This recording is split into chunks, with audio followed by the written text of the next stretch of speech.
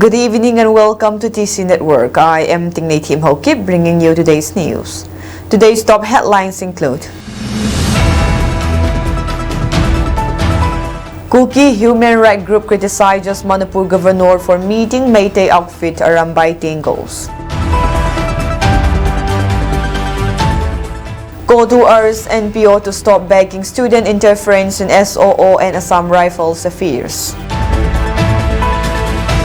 News in details. Kuki Organization for Human Rights KOHUR criticized Manipur Governor Ajay Kumar Bala for meeting Meitei outfit Arambay Tinggol, calling it an armed extremist group responsible for mass violence. At the meeting on Tuesday, Bala sought Arambay Tinggol's cooperation in restoring peace and normalcy in the strife-torn state. The discussions also covered surrendering weapons under specific terms and conditions, officials said. KOHUR strongly condemns Manipur Governor Ajay Kumar Bala for holding a meeting with Karaungan Bakhumant and Robin Mangang, the leaders of Arambay Tinggol, an armed extremist group responsible for mass violence, ethnic persecution and destabilization in Manipur, the Kuki group said in a statement. It said the Kuki community will not remain silent while those responsible for their persecution are treated as political stakeholders. Following the meeting with Bala, Arambay Tinggol's PRO Robin Mangang said, "The governor requested us to give up arms. We have some terms and conditions, and when those are fulfilled, we will surrender the weapons." The meeting held yesterday saw the group submit a memorandum outlining demands ranging from boulder fencing to immunity for its members, even as critics point to their alleged role in violence against the Kuki-Zo tribal community. Arambay Tinggol, which does not hold scheduled tribe status under India's constitution, has been linked to acts of arson, looting of state armories and targeted killings since the conflict began over 21 months ago. Sources within the Kuki-Zo community allege that the group is responsible for numerous deaths and the displacement of thousands of Kuki-Zo families. They operate as militants, not protectors, say the Kuki-Zo leader, speaking on condition of anonymity. Their actions have deepened the crisis, yet they face no consequences. The governor's decision to engage with Arambay Tinggol has drawn sharp criticism, particularly in light of the Kuki-Zo community's compliance with an earlier directive from the governor to surrender arms in a bid to restore peace. "We laid down our weapons at the governor's request, trusting in the process," said a spokesperson for a Kuki-Zo organization. Meanwhile, a group accused of killing our people meets with the state's highest authority without arrest. The memorandum submitted by Arambay Tinggol includes demands for boulder fencing, implementation of the National Register of Citizens (NRC) with 1951 as the base year, deportation of alleged illegal immigrants, and the abrogation of the suspension of operation agreement with certain militant groups. Notably, it also seeks immunity from legal action for village volunteers, explicitly naming Arambay Tinggol, and calls for the reinstatement of ST status for the Meitei or Meitei community, a contentious issue in the state's ethnic divide. Observers have questioned the legitimacy of these demands, pointing out that Arambay Tinggol lacks the constitutional standing of a recognized tribal or community body. "This is not a dialogue with a scheduled tribe or a legitimate stakeholder," said a political analyst based in Imphal. "Each a militant outfit with a track record of violence. The governor's engagement risks legitimizing lawlessness. The ethnic conflict, which has claimed numerous lives and displaced thousands, primarily from the Meitei and Kuki-Zo communities, shows no sign of abating." While the memorandum highlights grievances such as poppy cultivation and land law amendments, critics argue that Arambay Tinggol's involvement undermines any claim to moral authority. "How can a group that kills and displaces people demand peace on their terms?" asked a displaced Kuki-Zo resident now living in a relief camp. The Raj Bhavan has yet to issue an official statement on the meeting, leaving unanswered questions about why Arambay Tinggol members were not apprehended given the allegations against them. Meanwhile, the Kuki-Zo community has called for an impartial investigation into the group's action and urged the state to ensure accountability. As Manipur grapples with its protracted crisis, the governor's interaction with Arambay Tinggol has intensified debates over governance, neutrality, and the path to reconciliation. With one side disarming and the other seemingly emboldened, the state's fragile peace hangs in the balance. The Committee on Tribal Unity KOTU has criticized the recent press statement issued by the Senapati District Women Association and the Paumay Naga Women Union, calling it a reaffirmation of their alleged misunderstanding of the ongoing ethnic conflict. According to the KOTU, the recent statement of SDSA was based on what it described as concocted narratives from the Senapati District Students Association. The KOTU urged organizations that have so far claimed neutrality in the Kuki-Zo and Meitei conflict to maintain their stance and refrain from acting as spokesperson for any particular community, warning that such actions could incite further hostility. Additionally, the KOTU called on the Naga People's Organization to refrain from endorsing student bodies that, according to KOTU, have no legitimate authority to interfere in matters concerning suspension of operation groups or the operations of the Assam Rifles. Instead, KOTU stressed that these student organizations should focus on their primary responsibility, ensuring the welfare of students in Senapati. The statement concluded with an appeal to the NPO to advise the SDWA and Paumay Natumay to avoid actions that could escalate tensions and to prioritize peace in the region.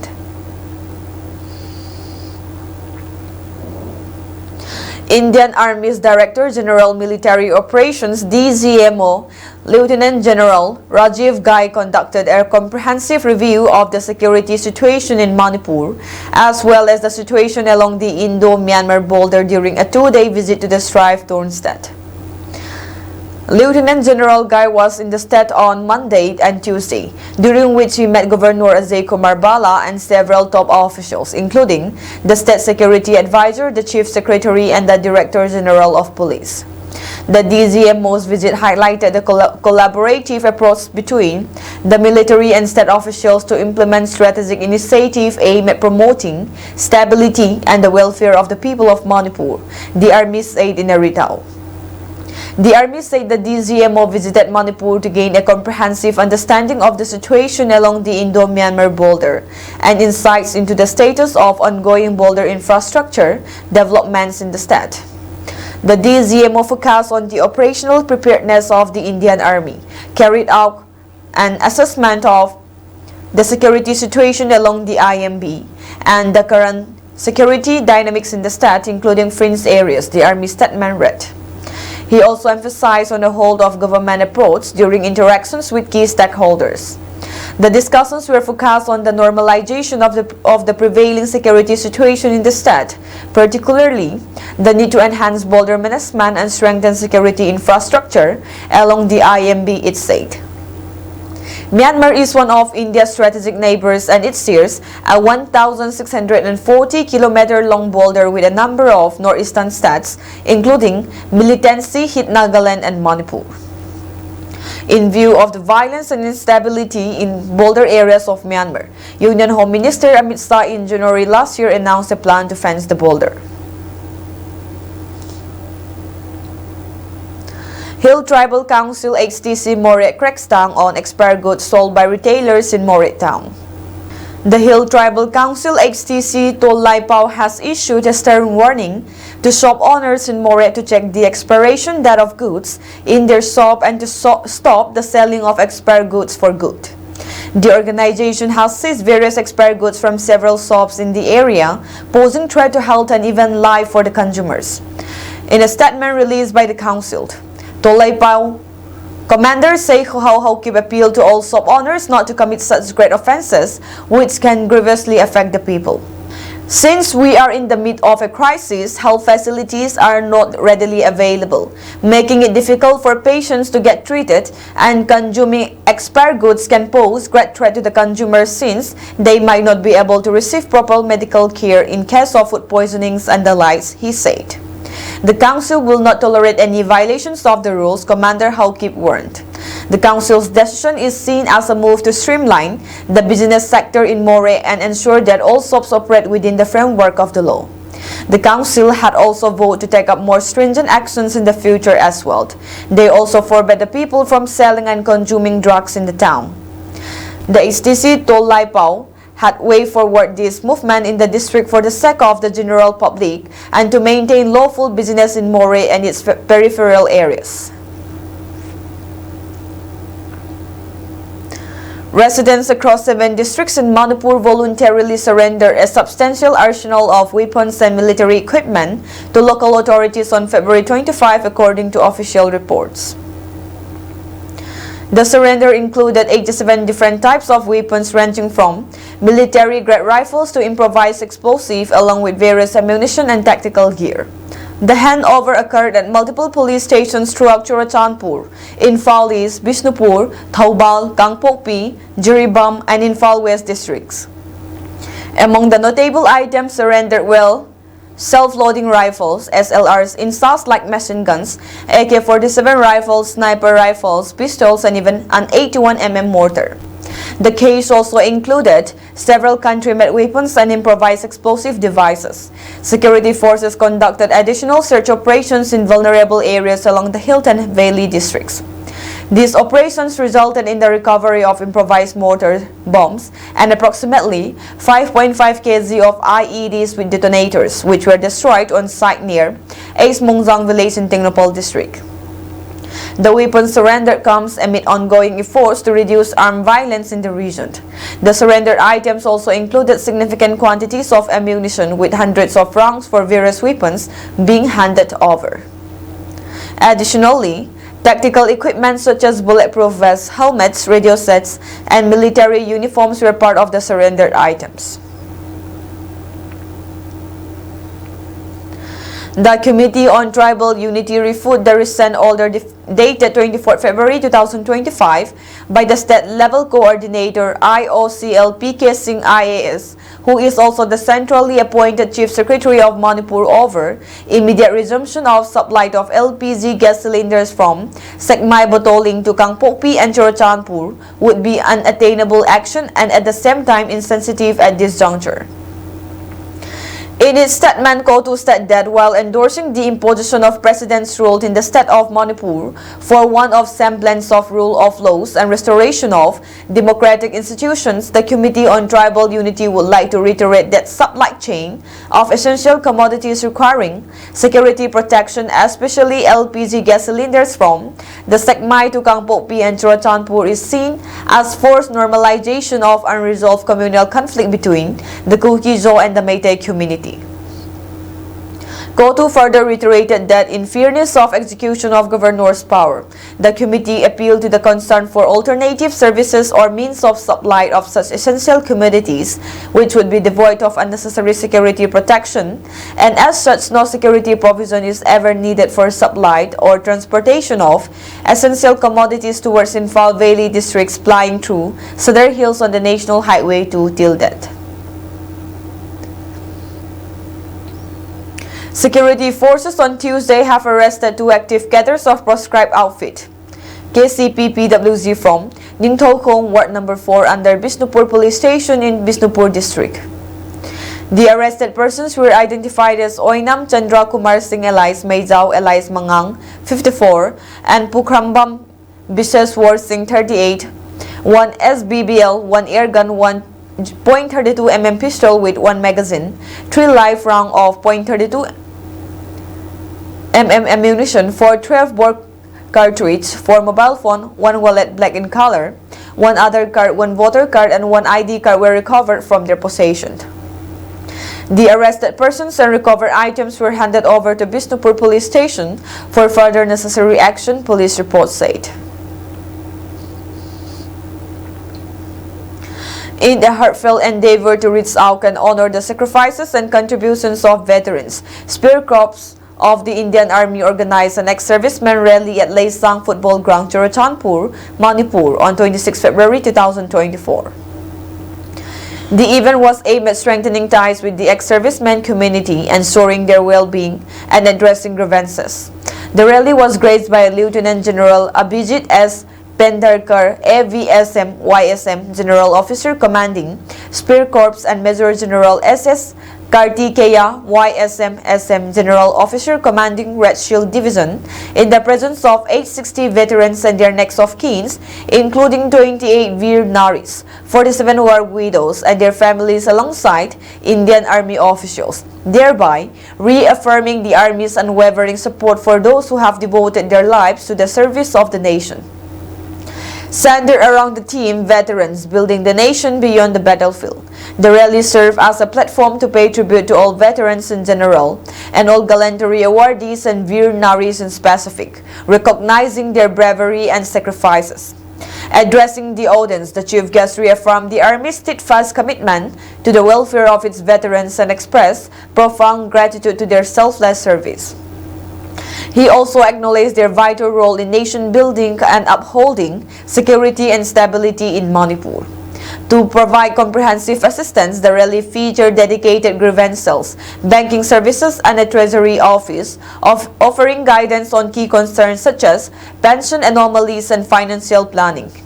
Medical specialists, along with personnel from the Army and District Civil Hospital, work together to provide free medical checkups, consultations, and essential medicines to veterans, Veer Naris, and their dependents. Additionally, a medicine counter was set up to facilitate the distribution of necessary medications following the medical examinations. The event proved to be a great success, reinforcing the deep-seated bond between the Indian Army and its veterans. It stood as a testament to the enduring spirit of camaraderie, respect, and solidarity, which remains a defining principle of the Indian Armed Forces.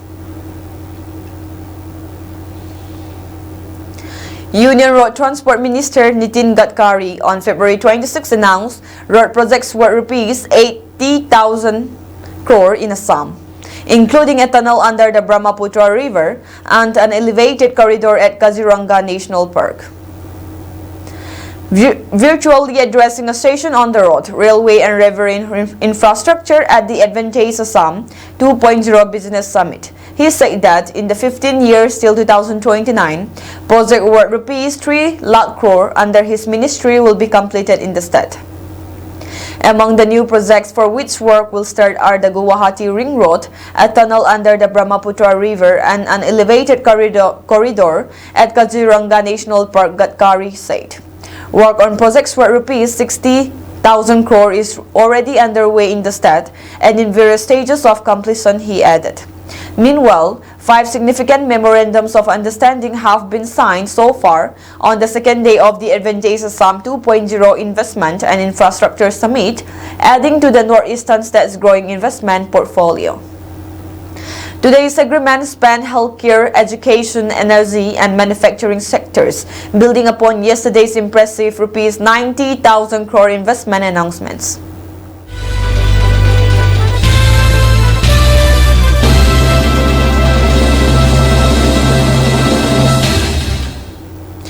Three tribal girls, all minors, were gang raped by a dozen and a half boys in Jharkhand's Ulihatu village in Khunti late at night on February 21, according to police.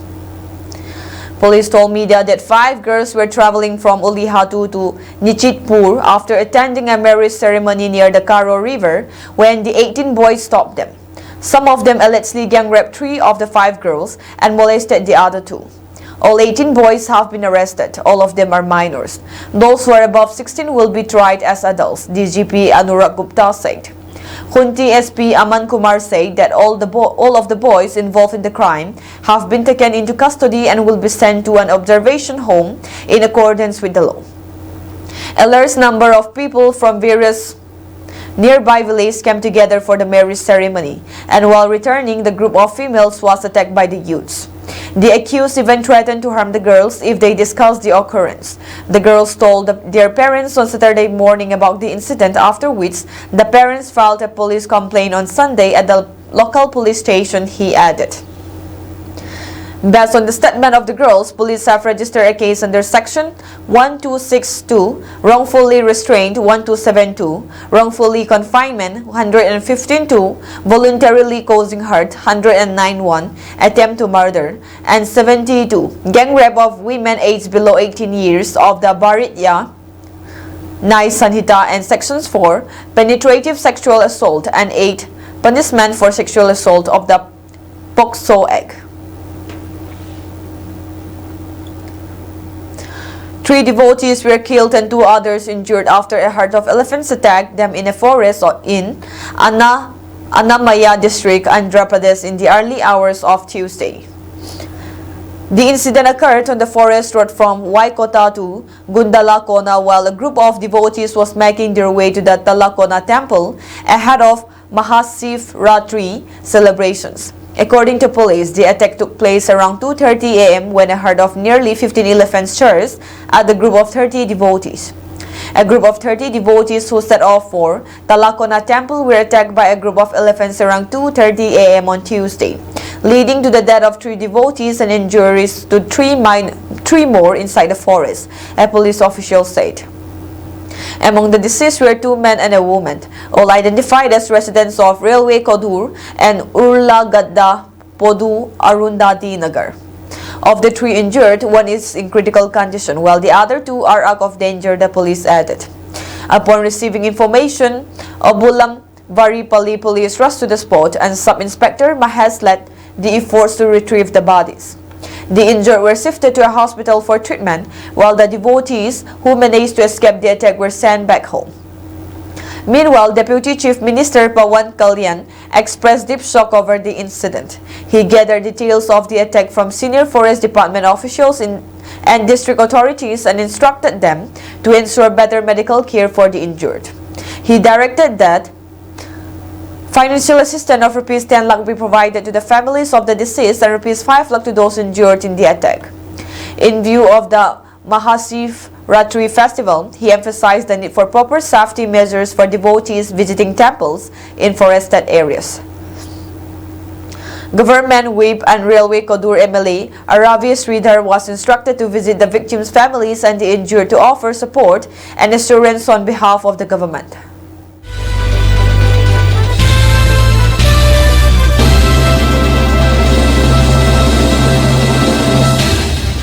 The Israeli military has conducted air raids targeting what it described as military bases and command centers in southern Syria and outside the capital Damascus. Israeli warplanes hit the town of Kisweh, approximately 20 km 12 miles south of Damascus, as well as the southern province of Dira led on Tuesday, resident security sources and local broadcaster Syria TV said. The Israeli army said it struck military targets in southern Syria, including command centers and multiple sites containing weapons, without specifying exact locations. Residents of Damascus reported hearing the sound of planes flying several low passes over the capital and a series of blasts. The Air Force is attacking strongly in southern Syria as part of the new policy we have defined of pacifying southern Syria, and the message is clear. We will not allow southern Syria to become southern Lebanon, Defense Minister Israel Katz spokesperson said in a statement. Any attempt by the Syrian regime forces and the country's terrorist organizations to establish themselves in the security zone in southern Syria will be met with fire, the statement added. The bombardment came hours after Syrian condemned Israel's incursion into the country's south and demanded it withdraw, according to the closing statement of a National Dialogue Summit. The summit, organized by Syria's new government, aimed to outline the country's political roadmap after the toppling of President Bashar al-Assad in December. Israel moved forces into a United Nations monitored demilitarized zone within Syria after al-Assad's removal, a move that violated the 1974 disengagement agreement with Syria. On Sunday, Prime Minister Benjamin Netanyahu called for the demilitarization of southern Syria, saying Israel will not allow the new Syrian army to move into territory south of Damascus. Palestinian group Hamas condemned the airstrikes in the strongest term, calling them a blatant attack on Syrian sovereignty and a continuation of Israel's aggression against Arab nations.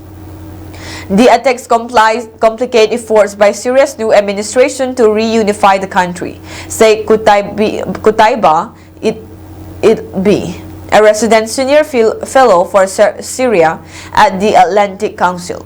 He said the air raids coincided with the National Dialogue Summit on Syria's political transition, which has already faced challenges, particularly in negotiations with the Druze community in the south and the Kurdish-led Syrian Democratic Forces in the northeast. The strikes on Damascus are only going to serve to delay such agreement, as the powers in northeast and southern Syria will feel more empowered to seek deals and perhaps military support from external actors to increase their leverage in negotiations with Damascus, Itbi told Al Jazeera. That is all for today's news, and have a pleasant evening ahead.